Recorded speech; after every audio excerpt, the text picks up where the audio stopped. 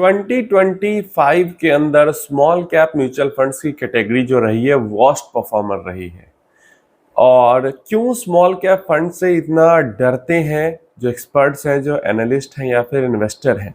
Small cap fund का ऐसा क्या डर है पास्ट का जो उनके अंदर बैठा हुआ है, जो कि जाता ही नहीं है, जिस कारण से स्मॉल कैप फंड्स में इन्वेस्ट करने से लोगों को मना किया जाता है?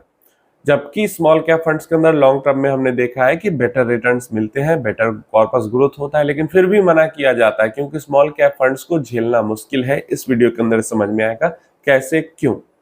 उससे पहले कल मैं कमेंट पढ़ रहा था तो वहां पे कुछ लोगों ने कमेंट किया था कि मेरे बाल नकली है। क्या मेरे बाल सच में नकली है? आपको लग रहा है नकली है?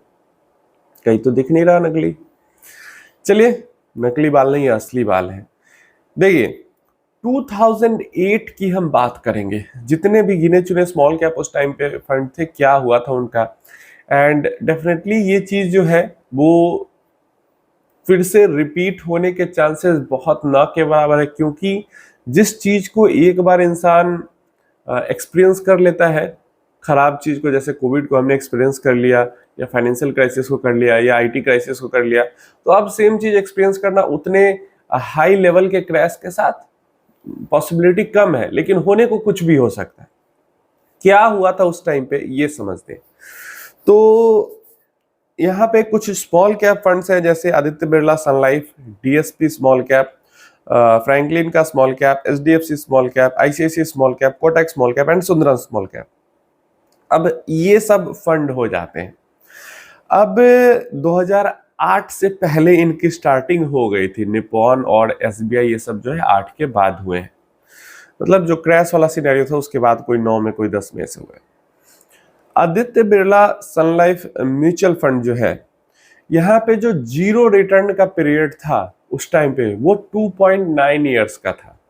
मतलब लमसम रिटर्न पे 2.9 ईयर्स तक, मतलब ऑलमोस्ट 3 साल तक जीरो रिटर्न था। समझो, 3 साल तक zero return small cap fund में। एंड 1.2 ईयर्स तक ये फंड गिरा था उस क्राइसिस के अंदर, एंड 1.7 ईयर इस फंड को रिकवरी में लग गए थे। Next, DSP small cap fund, 2.6 years का टाइम पीरियड था इसके फॉल एंड रिकवरी का, मतलब जीरो रिटर्न का। 1.2 year fall and 1.4 year recovery. Franklin small cap में तो तगड़ा ही कुछ कर दिया था।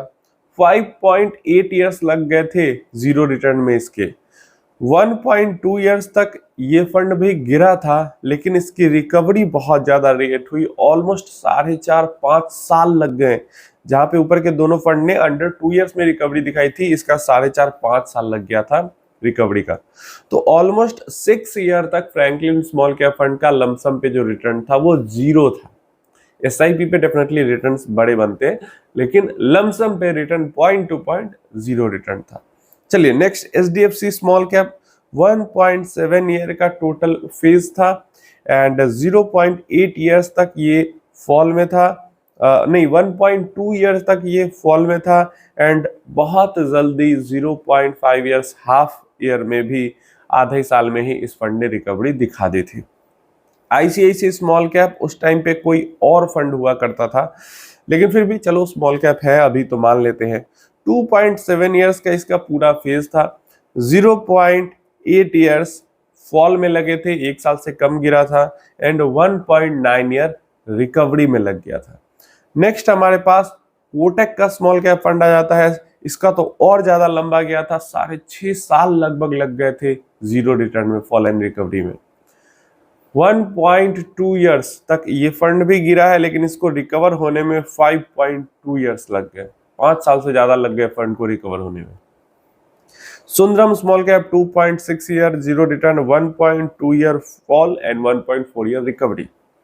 अब देख रहा हूं यहाँ पे इसी चीज का जो डर है वो आज तक इन्वेस्टर से लेकर हर तरीके के जो भी स्टॉक मार्केट के अंदर काम करते हैं, म्यूचुअल फंड के अंदर काम करते हैं, उनके अंदर बैठा हुआ है। आज का जमाना इतना ज्यादा डायनेमिक हो चुका है, 5 साल तो छोड़ो, 5 महीने रिटर्न्स नहीं बनते तो इन्वेस्टर भाग जाता है। अभी 1 साल कैसे कैसे करके कुछ, अभी 1 साल से रिटर्न नहीं बना है स्मॉल कैप में, तो कितना फ्लो में अंतर आ गया। या ओवरऑल इक्विटी मार्केट 1 साल से अच्छा नहीं किया तो पिछले 5 साल के रिकॉर्ड टूटने लग रहे हैं। डायरेक्ट इन्वेस्टर भाग रहे हैं। म्यूचुअल फंड के अंदर overall year on year basis पे या फिर कैलेंडर ईयर बेसिस पे मैं कहूँ लगातार बढ़ रहा था। 20, 21, 22, 23, 24, 25 में डिक्लाइन आ गया उसके अंदर। तो एक साल का सिर्फ खराब मार्केट के अंदर इन्वेस्टर इतना खराब परफॉर्मेंस करने लगे। अगर स्मॉल कैप में इन्वेस्टमेंट करे और ये 3 साल, 4 साल, 5 साल, 6 साल तक अगर जीरो रिटर्न वाला मतलब खराब मार्केट वाला फेज आ जाए तो फिर क्या करेंगे? फिर तो बड़ी दिक्कत आ जाएगी। फिर तो एक भी इन्वेस्टर को रोकना मुश्किल होगा। अब ये जैसे हमें कोटक में या फ्रैंकलिन में 5 साल, 4 साल का जो फेज दिख रहा है, ऐसा नहीं कि सीधा सीधा गिरता गया, सीधा सीधा चढ़ता गया, ऐसा नहीं। जैसे 1.2 ईयर्स का फॉल है ना, तो ये पहला फॉल 1.2 ईयर का ही आया था। उसके बाद बहुत शार्प रिकवरी आई, लेकिन ऑल टाइम हाई टच होने से पहले ही वापस फॉल आया, देन वापस अगेन रिकवरी आई। तो 2-3 बार 2008 से 2013-14 तक, मतलब 8 के हाई से नीचे ही 2-3 बार अप डाउन हुआ। तो ऐसे में जो एसआईपी इन्वेस्टर्स थे उनका तो काफी अच्छा पैसा बना, लेकिन पॉइंट टू पॉइंट किसी ने 2008 के पीक पे स्मॉल कैप में इन्वेस्ट कर दिया था, जैसे पीक पे फ्रैंकलिन के स्मॉल कैप में इन्वेस्ट कर दिया, तो उसको 5 साल 6 साल रुकना पड़ा। अगर दोबारा कभी किया ही नहीं, एक बार बस पीक पे एकदम किया, इतना बैड लक किसका होगा? ये एक बार बस पीक पे इन्वेस्ट कर उसके बाद कर ही नहीं। कोटक का भी सेम केस, एक बार पीक पे कर दिया और छोड़ दिया तो 5 साल लग गए।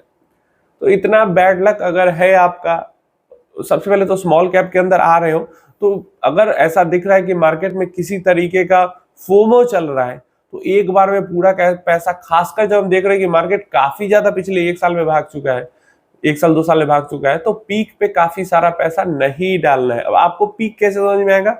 आपको पीक नहीं समझ में आएगा। आपको ये देखना है, जैसे 23-24 में भी सेम चीज हुई थी, उस टाइम पे भी 4, 5, 6 इस सब टाइम पे, 5, 6, 7 के टाइम पे यही चीज हुई थी।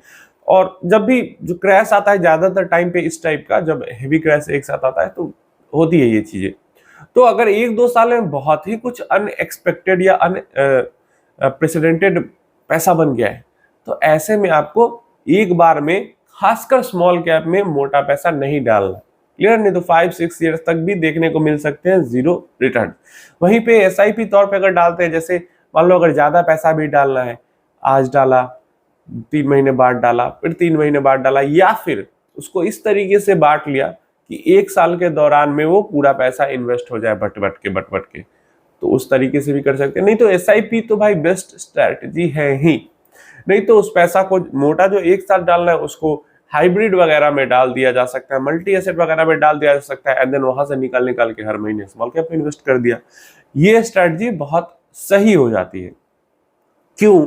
देखो, मैं बार बार कहता हूं कि जो चीज हुई है 2008 के अंदर में, वो बहुत भयानक हुई है, और वो भयानक चीज बहुत कम उम्मीद है कि वापस से रिपीट हो, क्योंकि इतना भयानक देख चुके हैं हम।